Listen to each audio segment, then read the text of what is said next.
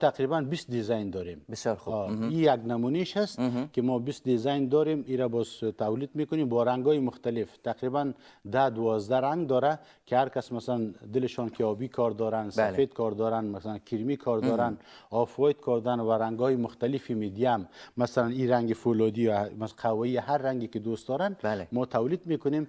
دیگه وجود فروشگاه ماست و میاین بعضی از ولایت‌های مثلا تخار و بدخشان و کندوز و کار ما عمده است. پرچون نیست که ما یک دانه دو دانه در بازار عرضه کنیم. از طرف شبرغان و سریپول و میمنه از جا میان 50 دانه 100 دانه میبرن به فروش میرسونن. بله بسیار خوب.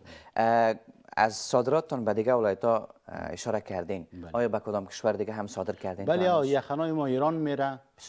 چند وقت پیش دوستای ما بردن به طرف جرمنی، عربستان سعودی زیاد میبرن به خاطر که رنگای سفیدش اوج افغانای ما که زیاتر به مراسم حج اینا از این یخنای استفاده میکنن، ولی سفید که است زیاتر به عربستان سعودی زیاد رواج است و زیاد از یخنای سفید استفاده میکنن. بسیار خوب.